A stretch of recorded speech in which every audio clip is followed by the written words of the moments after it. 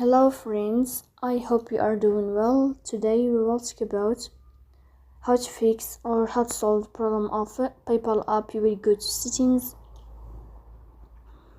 Here you will click on apps, default apps, app settings. In this list you will search about the application of PayPal and you will click here in this window. Then in this page of app info you will click on first stop and you will click OK. Here you will enter to the window of storage. Then you will click on clear cache.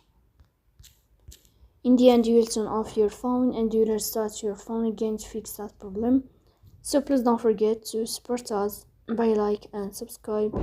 See you next time and thank you for your watching.